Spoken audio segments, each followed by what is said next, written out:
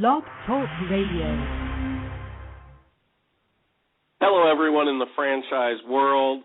My name is Paul Segreto, and this is a special edition of Franchise Today.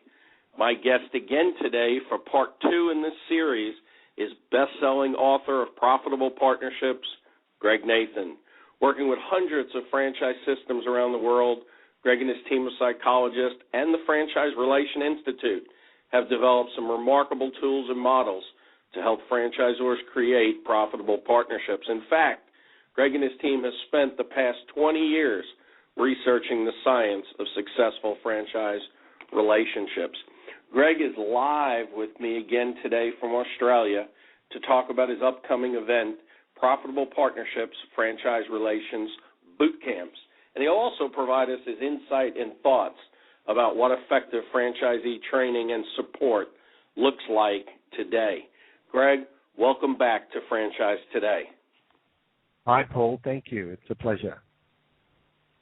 Oh, it's always a pleasure. You know, in our last segment of this special edition of Franchise Today, besides, of course, stating my name incorrectly, you and I getting franchisee buy-in to new initiatives and programs, and I specifically recall 5 key words: leadership, communications, listening, transparency, and trust. So before we move on to today's discussion, would you care to add any additional points to yesterday's discussion?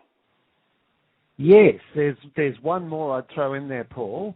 There was a song written by Aretha Franklin in the 60s, or sung by Aretha Franklin. You remember that song? R-E-S-P-E-C-T. Tell me what it means to me. That's right. You go to the top of the class. So respect is the underlying kind of principle behind everything. And we all want it, we all crave it, we all need it. And I think I would put that into your bag of words there, Paul. But that was a great list of words you summarized yesterday beautifully. Well, I'd like to add something, as you said. We all need the respect. We should all get the respect, and I think we all deserve the respect.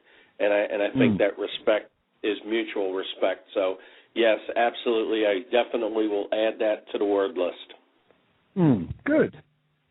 And, Paul, I'd like to just add also today we're going to talk about franchisee training and support, but I'd like to extend it, if that's okay with you, to franchisor training and support as well. It's just as important. And we could sort of bundle that all up and we could talk about franchise learning. So I'd like to extend our discussion today into the whole sphere of the people involved.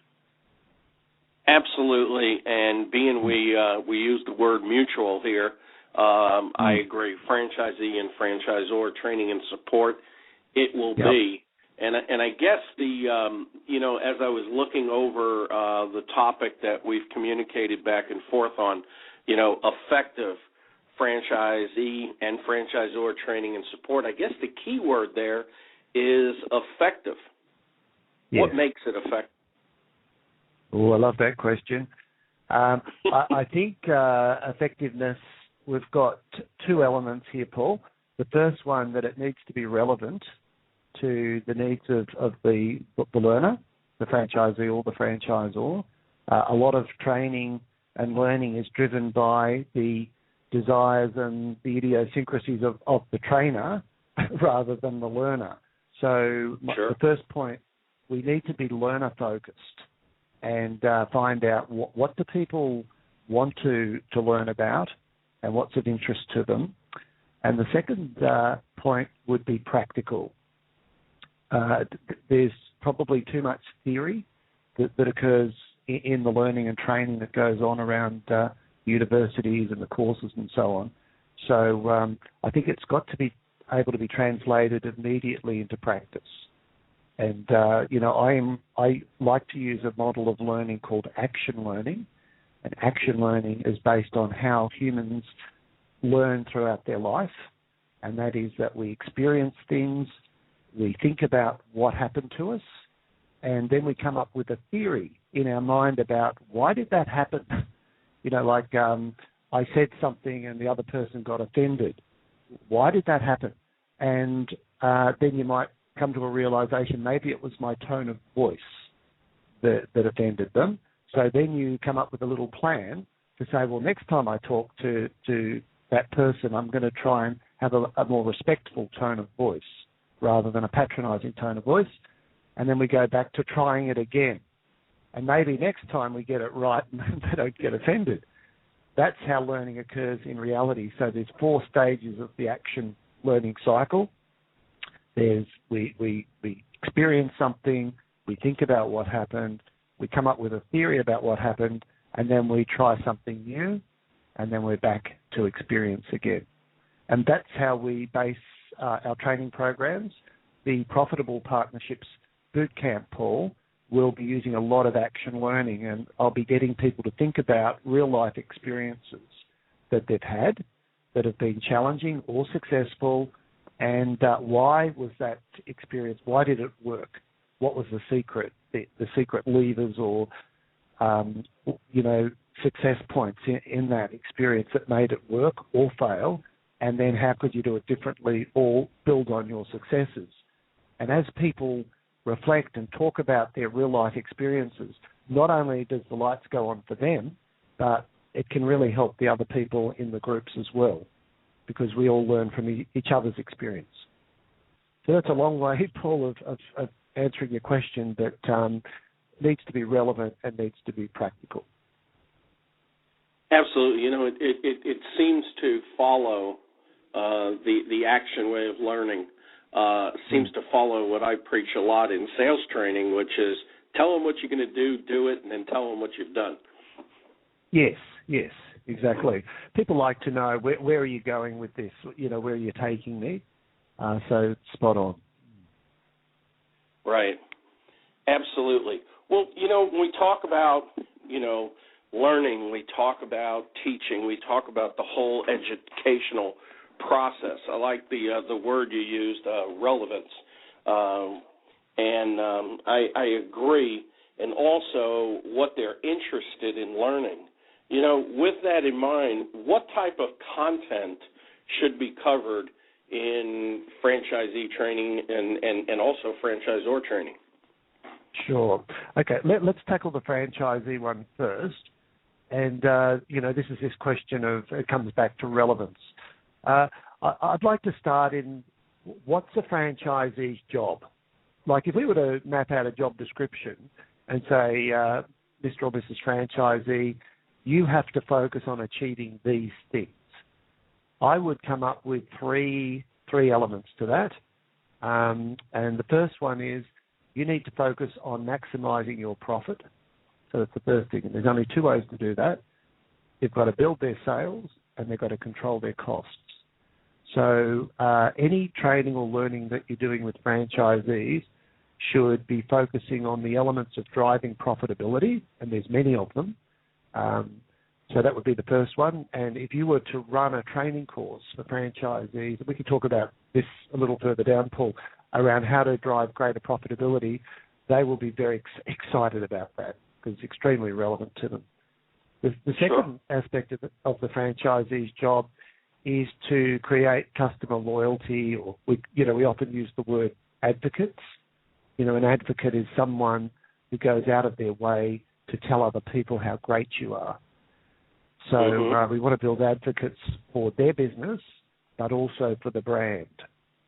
And so we could talk about all sorts of things and do training about what converts a customer from, just having an experience, a transactional experience where they gave you some money and they got what they expected and went away, as opposed to what transforms a customer into an advocate where they go, wow, that was amazing, thank you so much.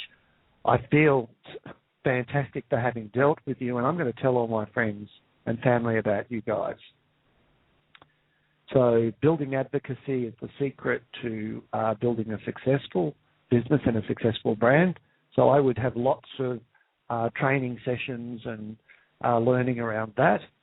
And the third element was the topic of our discussion yesterday, Paul, and that is the third element of the franchisee's job is to participate constructively in the franchise network. So it's all about building a profitable partnership.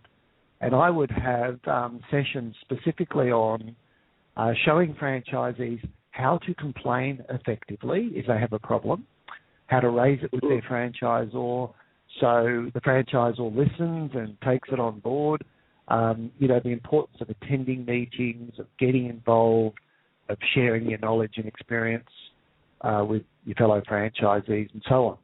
So another word we use for this is franchisee citizenship. So they're the three elements of a good training program for franchisees.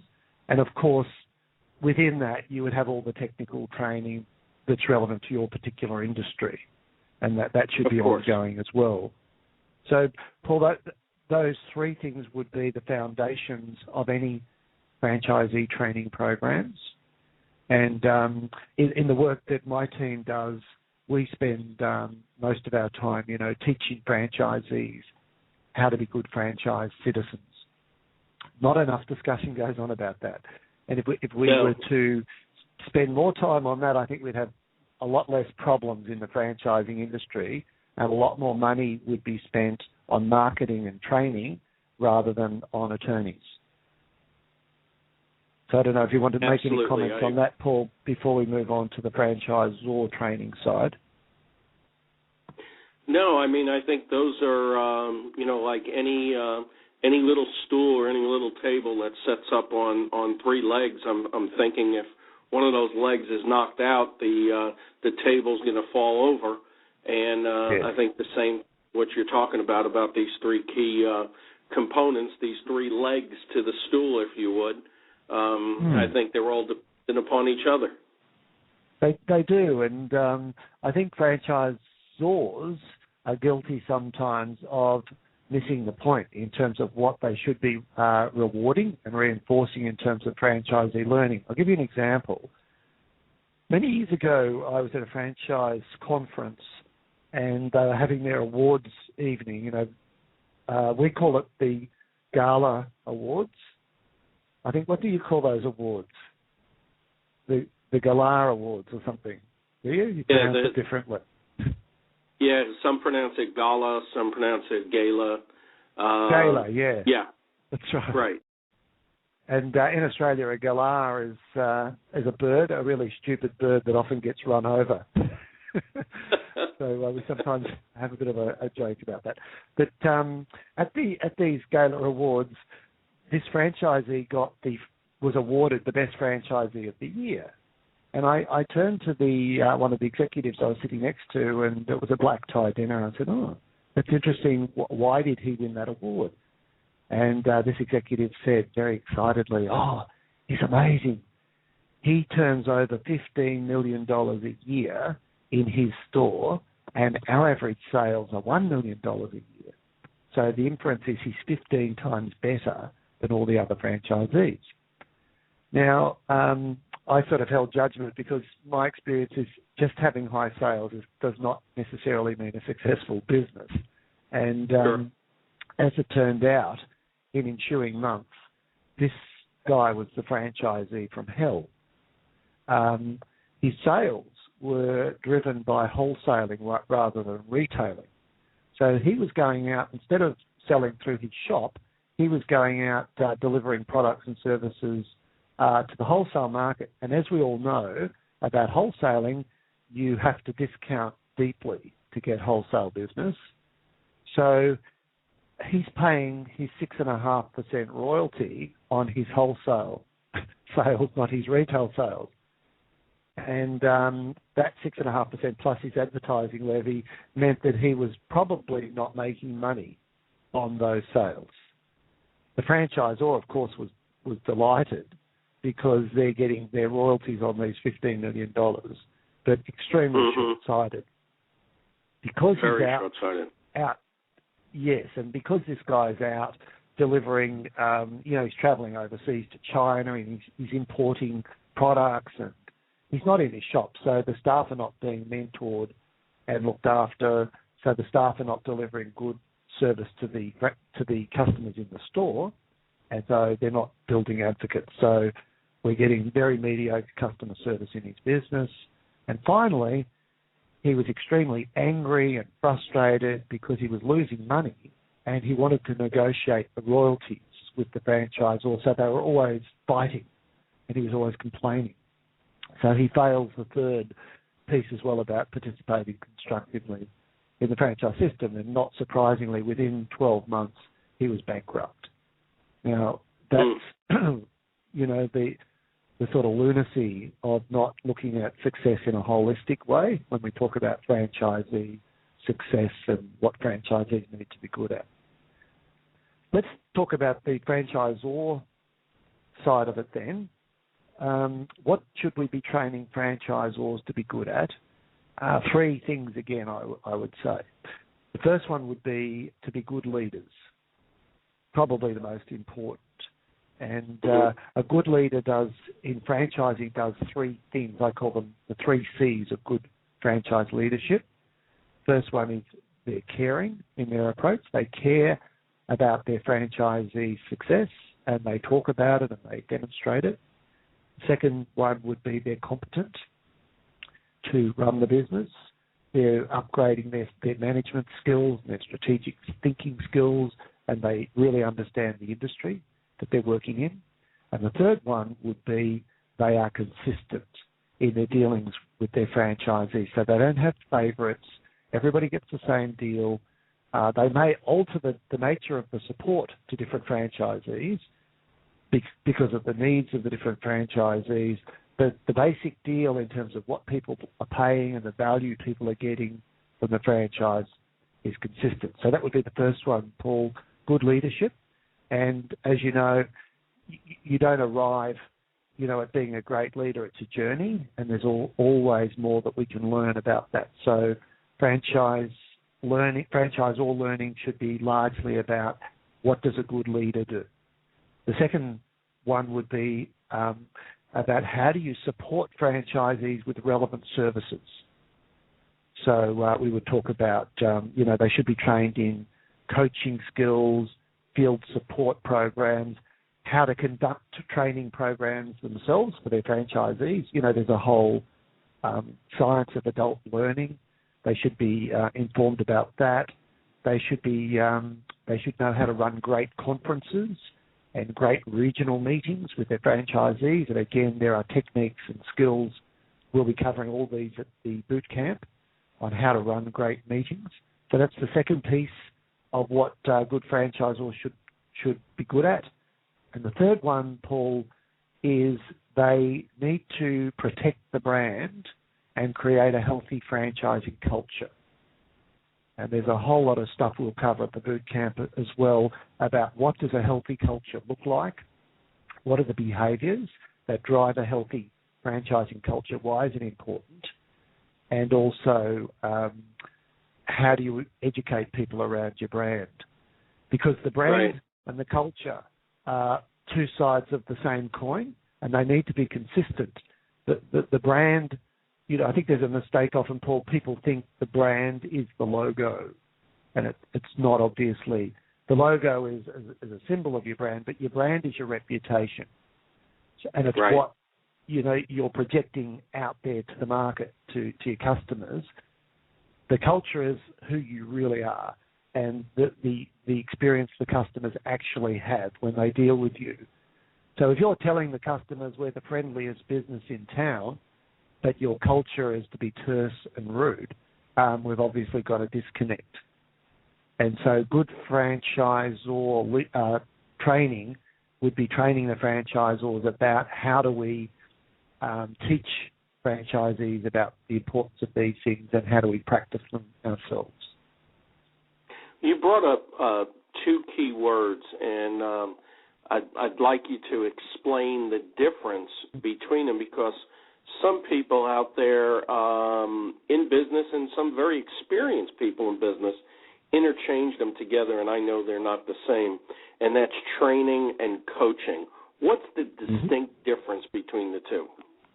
Sure. Well, look, training is where you've got an agenda of skills or competencies that you're trying to get across to a person or a group of people. So there's generally goals, and we would test people. I think actually we should test them before and after so we can measure any improvements. And so training is often skill-based, and it's driven by a predetermined agenda. Coaching is very much driven by the learner. And so a good coach, first and foremost, finds out from the learner what's hot for you. What are your challenges? What are your aspirations? What do you want to achieve? And I think I mentioned this yesterday, Paul, that a good field consultant will always start at that point with the franchisees and say, look, what does success look like for you, and how can I help you achieve this? So once the coach has determined what let's talk about coaching in the franchising context. So say the franchisor being a coach to the franchisee. So they would ask the franchisee, they have a bit of a discussion about what does the franchisee want to do differently or better and why. And in the boot camp, Paul, we'll be teaching these coaching skills. There are some very powerful questions that you can ask people to determine what's hot for them. Once we've determined that, I would do a reality test around, is the person really committed to, are they willing to pay the price to achieve these things? And when you get that sense of passion or enthusiasm that the person really wants this, then the coach, through a process of questioning, draws out from the person what they are going to do to achieve that goal. And again, this is one of the key differences between coaching and training. Often in training, the trainer will impart their experience and their knowledge, but in coaching, you draw the actions out of the person by asking a series of carefully crafted questions. And what often happens is that the person, and we all often know what we need to do.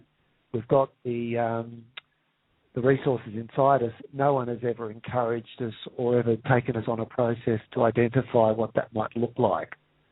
And what the magic of coaching is because the person comes up with the solution themselves, they own it, as opposed to the coach owning the solution. And as we all know, when we own something, we have greater commitment to it. And this is the power of coaching and why it works so well. Absolutely. Yesterday and then today, you mentioned the word talk a lot. And you said when they talk to franchisees, and yes, they kept saying talk. And I bring this up because obviously that falls into the line of communications and one of the key words that we brought out of yesterday's session. But yet, I know there are a lot of franchise field consultants and franchise support personnel that communicate at times almost exclusively through email.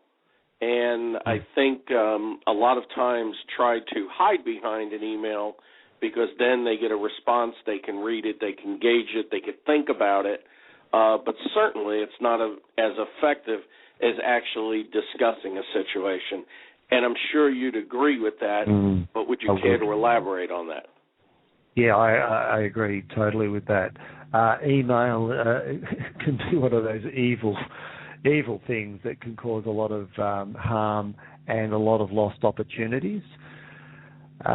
Look, email's good for imparting facts and, some information, but it certainly should not be used if there's any emotion to be communicated. Like if you're upset about something, or, I'm talking about from a franchisee's point of view or a franchisor's point of view, you should never put that in an email because inevitably it can be blown up even worse than, you might want to make a sort of a slightly sarcastic comment back to someone.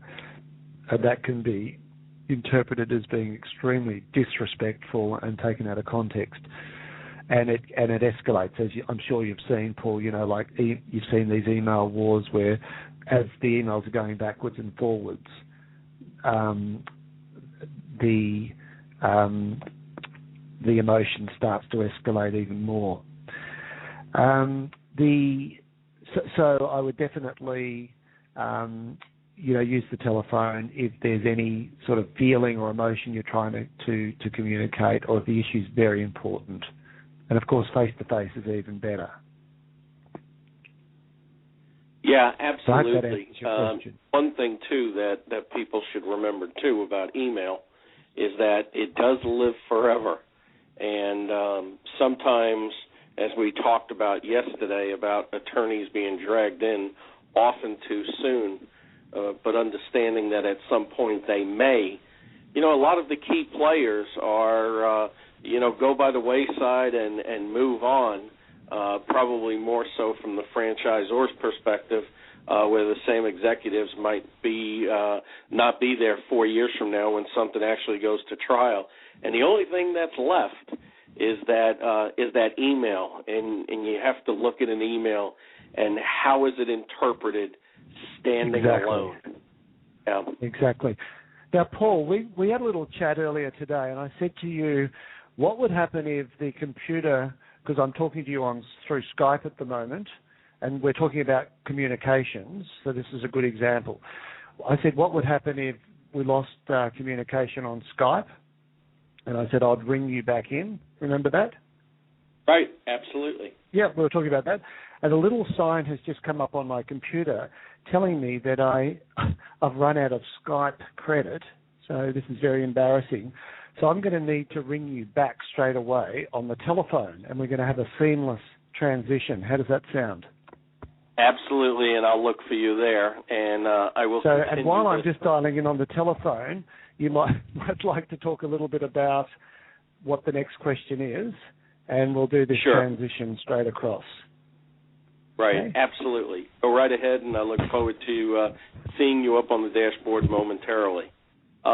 Just as everybody knows, yesterday we talked about, great expectations and when perception meets reality. And a lot of that also can be related back to training.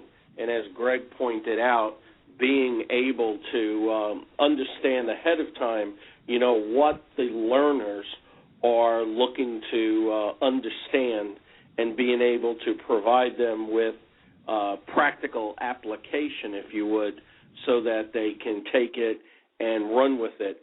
And in Greg's book, Profitable Partnerships, which is now in its 7th edition, and the subtitle there is Improve Your Franchise Relationships and Change Your Life, and Franchising Magazine gave it a 10 out of 10. It really is a very remarkable book, and something I recommend highly because it runs hand in hand with Greg's franchise relation boot camp. And I believe we have Greg back on the line. Greg, are you there? So we've done this seamless transition. It's like refueling in space, and I've moved from my Skype to my telephone. How's that? It's amazing. You're in Australia. I'm here. We're like a half a day apart time-wise, and that went off without a hitch. I'm glad you're back. Yes. And I was just mentioning the Profitable Partnerships book. I was listening as I was dialing in, and look, we've sold over 40,000 copies of that book, and just to not to boast, but just to give an example of what I was talking about earlier about the power of advocacy, I've never run an ad for that particular book. We've never promoted it directly, through any traditional form of marketing, but all the sales have come through word of mouth. Like somebody will read it and recommend it to somebody else. And so my marketing costs in distributing that book are zero, and it's only recently you've been able to get it on Amazon. All the sales have occurred through our website. So it's just a really good example of the power of advocacy in growing a business or growing product sales. Sure, and just like we had a contingency plan before we started today's segment, It's something that franchisors and franchisees alike should have some contingency plans in place as the what if. And I think having those, and I think by having those type of plans in place eliminates the potential of dealing with it emotionally. We deal with things emotionally when they hit us by surprise. But if we have a plan in place, it's easy to say, okay, let me open up my drawer, let me get on my computer, let me find that contingency plan, let me look at it, and now I can deal with it rationally. Yes. One of the, I'll just share a little secret here about goal setting, Paul, that the research has shown us, that when people set goals, we often think about, we talk about, have a SMART goal, it's specific and measurable and achievable and realistic and time-bound, or we use the acronym BEST goals. A BEST goal is it's believable for you, it energizes you, it's specific and it's time-bound. Now, that's one step in the goal-setting process, and you need to sort of articulate this. But one of the most important differentiators of whether people achieve their goals or not is to think about what could go wrong. And in the coaching conversations that we teach at the boot camp, we say, okay, once the person has determined what they want to do, you then ask the question, what might come up that could get in the way, or what's a potential barrier to you achieving this? And, some people might say, oh, that's negative talk. Not at all. What happens is then we start to identify, well, actually, I could get distracted, or someone could criticize me and I could lose my confidence, and so on and so forth. And then you ask the question, okay, look, if that did happen, how would you deal with it? They go, oh, well, what stops me getting distracted is I make myself a list.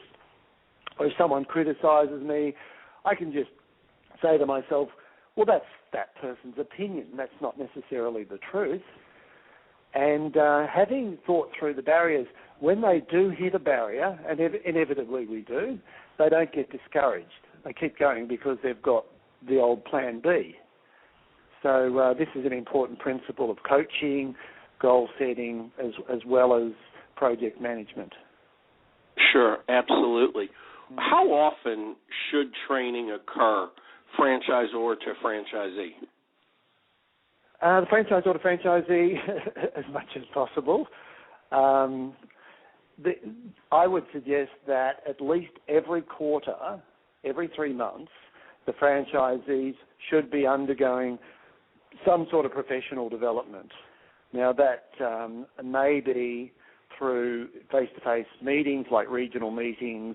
It may be through webinars. I know a lot of groups are using webinars extensively these days. And, of course, online learning is becoming, more popular as well. It's not always that popular with franchisees because sometimes they can see it as an imposition, I'm having to go onto the computer and complete this stuff. But I think at least every quarter people should be able to tick boxes and say, this quarter I have, done a little bit of training on budgeting skills. I've done a little bit of, refresh on basic supervisor or management skills. I've done a little bit of training or coaching on marketing skills. Now, some of this training could be done through the field consultant coming out and coaching with the franchisee. And some, if you like, would you like to talk about the methods? Sure, absolutely. The training could be delivered as well. I might kind of weave that in. So it should be ongoing. It shouldn't just be like once a year, I go to a conference and, do a few workshops or something. And look, the number of ways that people can learn and grow are almost endless. If we start with the conferences, if the conference is well run, it will have a significant component of professional development. It should not be just listening to speakers on a stage talk at you. And you know why? The research shows that when you sit passively listening to someone on a stage talk, usually for some reason you're in a darkened room, you probably remember about 10 to 15% of what that person talked about, which is not really a very good return on investment. Especially if you're paying these people, $10,000, $20,000. So if you're looking for a bit of entertainment, fine. But if you want people to grow and learn from their time at a conference, you've got to engage them in some sort of learning process and a good presenter.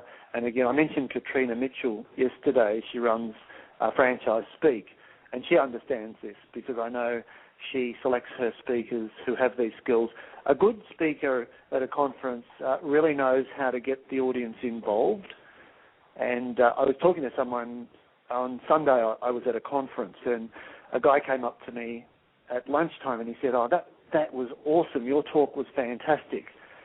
And I said to him, "The truth is, Mark, you will remember what you said much more than what I said." And he looked at me blankly for a minute, and he goes, "Yes, you're absolutely right." Because during my talk, I got them also talking to each other about things. So he'll go home and he'll remember the conversation that he had with his buddy about his goals, and he'll vaguely remember what I spoke about.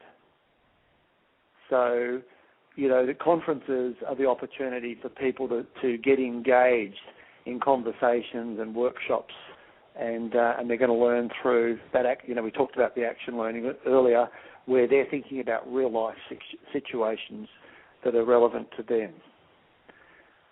So that's. Back to the. I'm not sure if you've got any thoughts on conferences, Paul, because I know you do a bit of speaking as well.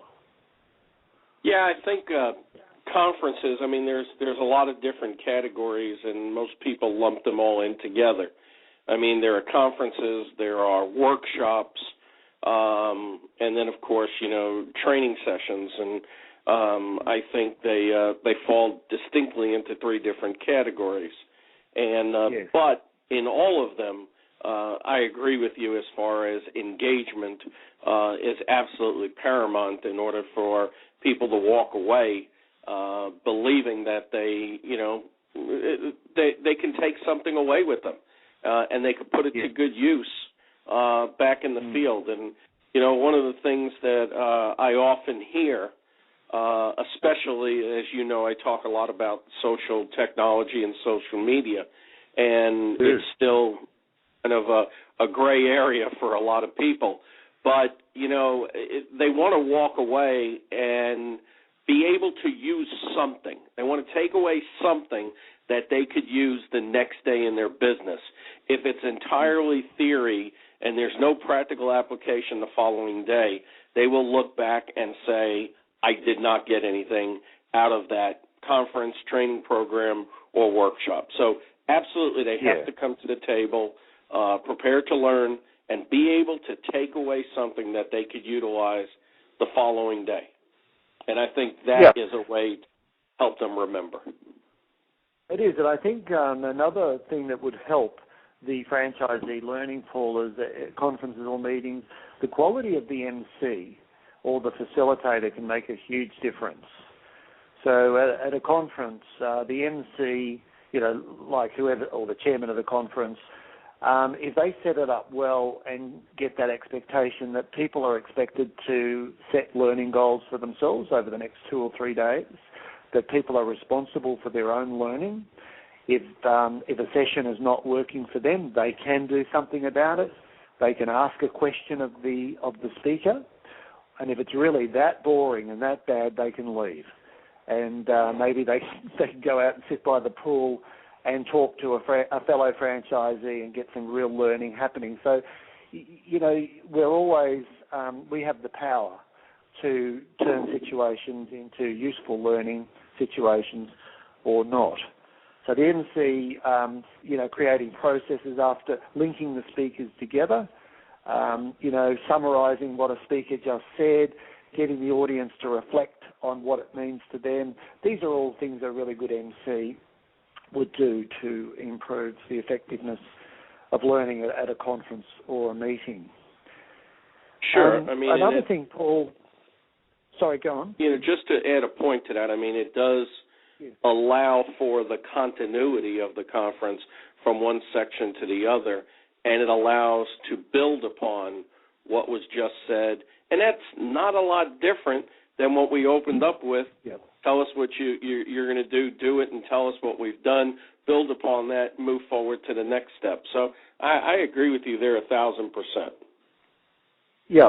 Now, I'd just like to talk about IFA conferences for a moment, because I think, often some of those sessions are brilliant and others really are lost opportunities.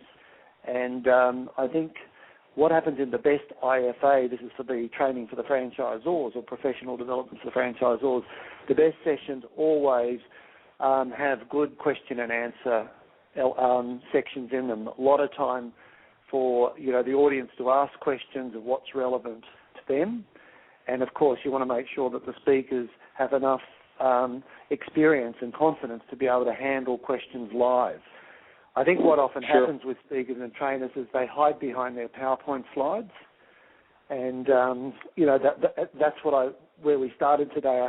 I said the difference between effective training and ineffective training. Ineffective training is often driven by the needs of the trainer, whereas effective training is driven by the needs of the learners. And question-answer sessions are a brilliant way of bringing a session to life and making it relevant to the learners.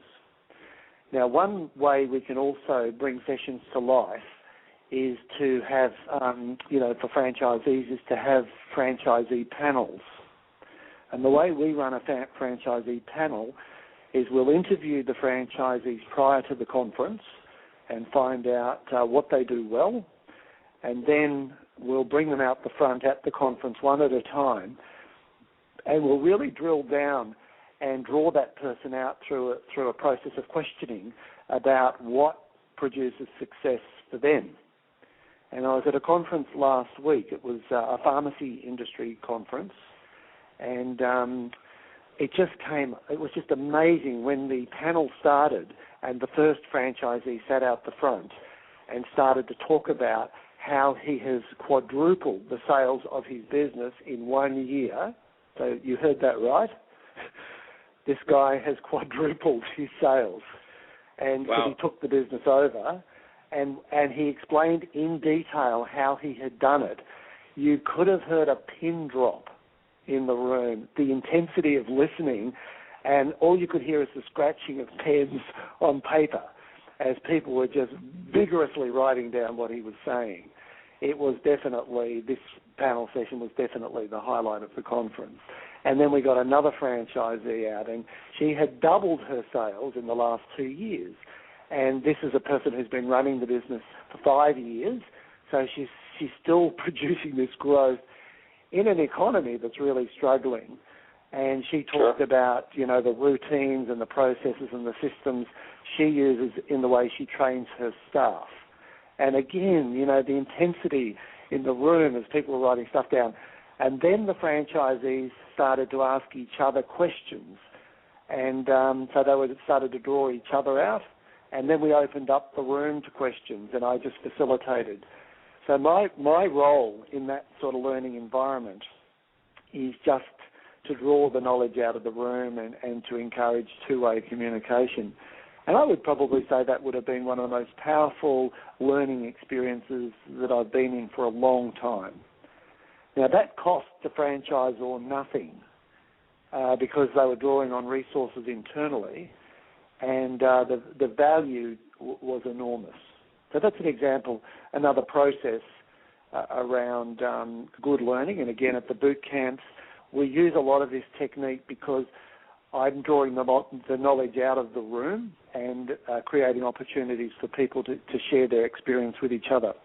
The magic of franchising is that despite us all working in different industries, we all share similar challenges, in managing people and implementing change and so on. So that's another example of a very powerful learning process. Greg, you had mentioned earlier when I asked you about how often training should occur, and you had mentioned 4 times a year. That's possible, but probably quarterly, yeah. Right. So quarterly, and also earlier you had mentioned relevance and stuff that is of interest to the learner. How does a franchisor keep such frequent training relevant, fresh, compelling, and ultimately try to draw out the enthusiasm in the room? Yes. Look, sometimes a franchisor will run a questionnaire or a survey prior to conferences or meetings. And look, they're okay, but I find talking to people the best. So I'd get on the phone to franchisees, and I'd be asking them, what's your biggest challenge at the moment? What's keeping you awake at night? What would make our next meeting together really useful for you? Also ask them, what did you enjoy most about the session that we just had, or, at the end of the conference? What aspects of the conference were most useful for you and why? So these, evaluation sheets are extremely powerful as a method of research on developing up your learning curriculum for the next time you meet together. And I think franchisors, we don't often study them enough. So I think listen to what the participants are telling you. And I think the value of talking, Paul, rather than a survey, is you can probe and dig a bit deeper. So if somebody says, staff, and you'll say, okay, well, when you say, what's your biggest challenge? Staff. Well, what does that mean? So you can say, well, tell me a little more. And it might mean I'm having trouble motivating my staff. They seem to be lethargic, or it might be, look, I have a lot of staff turnover in the business, and that's creating a problem. I can't seem to keep good people. They move on. Or it might be about staff honesty. They might say, look, I suspect staff are, bending the rules or giving product away, and that's a concern. So we can drill down very specifically, and then you can create workshops around those specific topics. So, say, for instance, the topic of fraud, it's relevant to all businesses. So you might even run a workshop on how to reduce the risk of fraud in your business, and, how to save money by, you need to probably word it a little bit diplomatically. And, I reckon you could run a 1 or 2 hour workshop, a very exciting and relevant workshop around tips and techniques to make sure staff aren't ripping you off.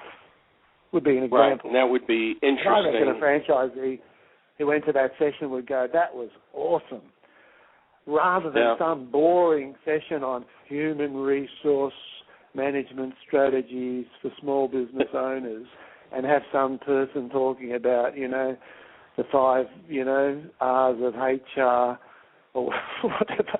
People are asleep in the room. So you need to make the topic, very specific. I could rattle off 10 now, Paul, to you that I reckon would get the blood pumping of the franchisees. How to increase your average sale per customer. How to turn customers into advocates so they'll tell everybody how great you are. How to maintain your energy and motivation every day so you look forward to coming to work. How to get your family excited and supportive about your involvement in the business. So rather than resent the time you're putting into the business, that they encourage you to spend the time in the business. How to keep on top of your finances. How to get the best value out of your accountant and bookkeeper. How to get more productivity out of your staff. How to reduce your cost of goods. I could go on. These are all daily challenges that franchisees are facing. If you just ask them, then you can cobble together or put together some workshops with a combination of franchisees themselves talking as practitioners, and you can get some expert input in there as well. So you might have, 3 speakers talking on the topic. Yeah, I love how you went right to the practical application with all of those titles. How to. Yes. As opposed to some others that might say why you should monitor your finances. Yours would be how to monitor your finances so that it's a practical application. Yes, and in the session, yes, you'd give a rationale as to why it's important, but the most important thing is to tell them how to do it. You know, sure, how to squeeze more value out of your monthly P&L. You know, every franchisor wants their franchisees to do monthly P&Ls, but you know, showing people how to get real value and analyse the metrics and the ratios within their P&L. Now that would be a sexy session. Sure. You know. Well. Yeah. It's exciting stuff. You know, we've talked about a lot of the how-tos. We talked about you know, these titles. We talked about them having practical applications, and basically coming down to takeaways. So now I'll ask you, with the upcoming franchise relation boot camps, what can franchisors expect to take away by attending the boot camps? Okay, so we would apply the same principles of learning at the boot camp as I'm imploring franchisees to apply, that I want the franchisors to apply with their franchisees.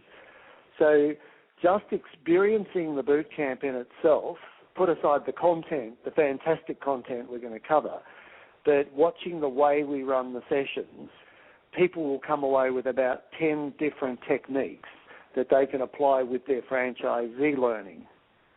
So, for instance, how to run a round table.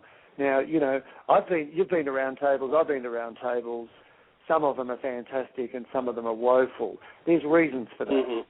So there's a whole technology or a science around running a good round table, and not only will we be teaching the science of a good round table by showing people how I want them to run their round tables, but they'll also, you know, get great content from the round tables as well. I'll be showing facilitation techniques, how to facilitate a room of 10 to 500 people, where everybody can get involved, everyone can have a say, we get constructive communication happening within the room. I'll be demonstrating how to do that in the boot camp, and then people can take that technique away and use it in their own franchise meetings. So you understand what I'm saying about the process of learning is probably just as important as the content that's being covered.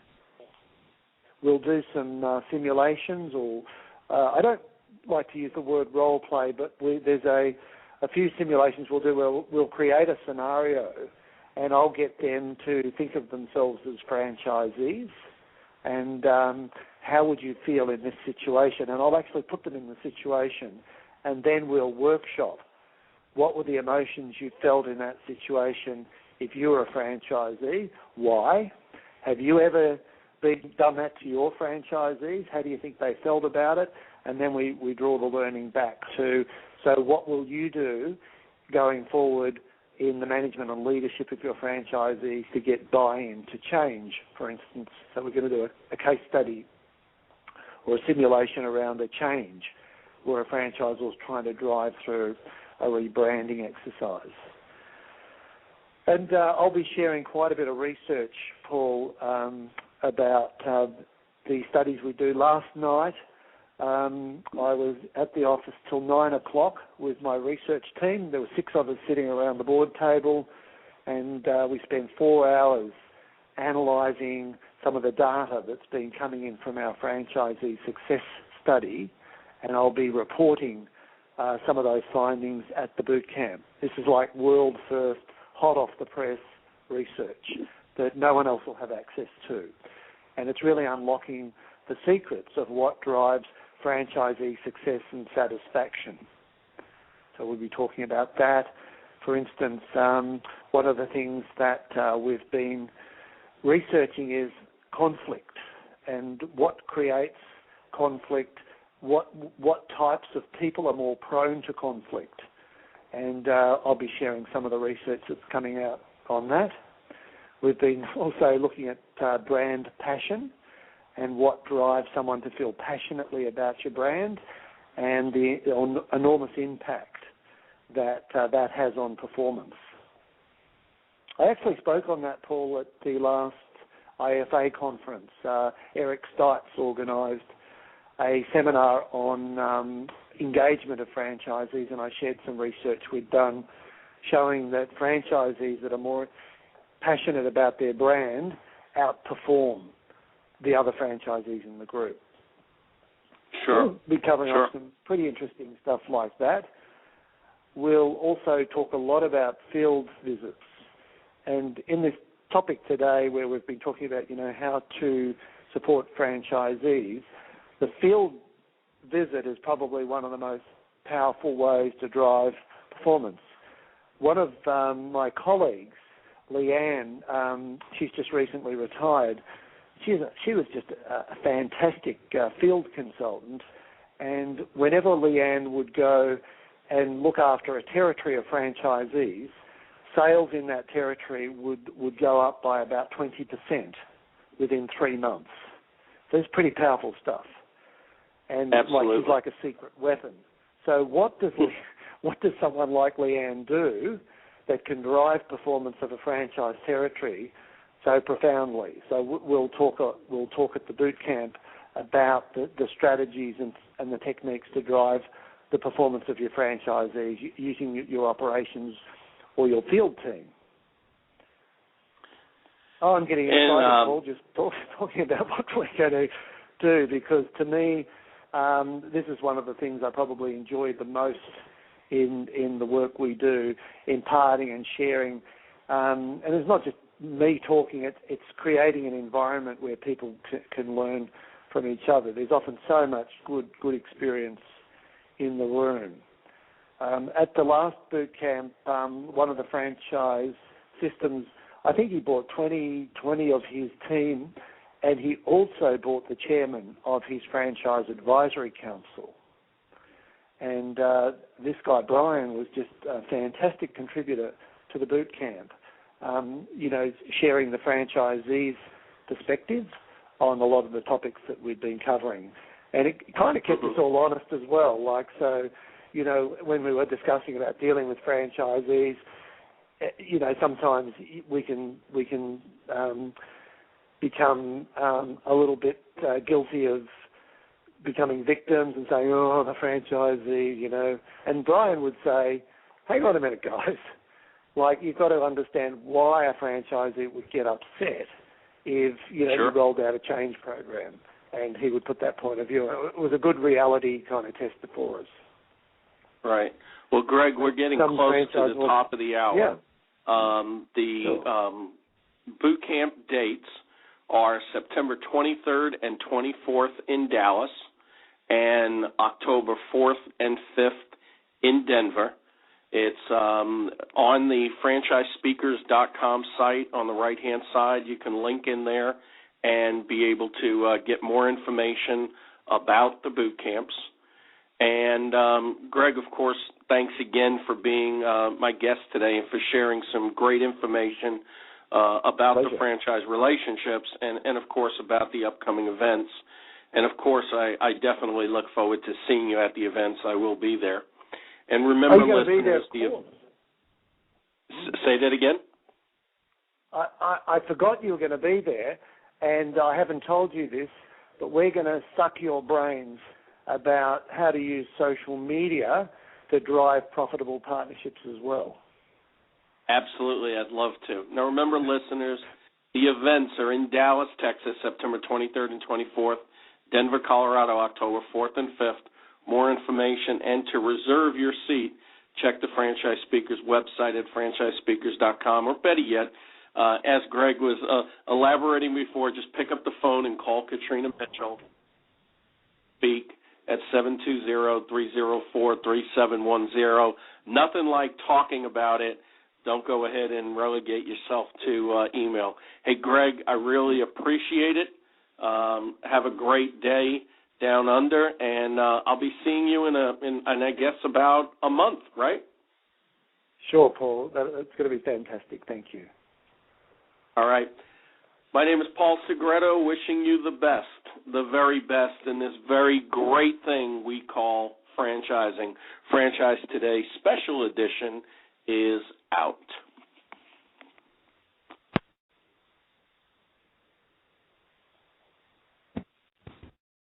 When it's PCS time, you know the drill. Pack, research the new base, get the kids in school, because family supports family. At American Public University, we support military families with flexible, affordable online education that moves with you. As a military spouse, your tuition rate is the same as your partner's, just $250 per credit hour. American Public University, education that moves with you. Learn more at apu.apus.edu/military.